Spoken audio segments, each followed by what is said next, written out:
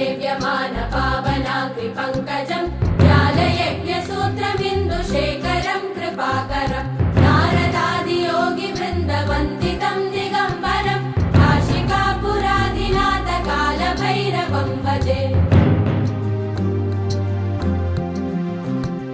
भानुकोटिभास्वरं भवाब्धितारकं परं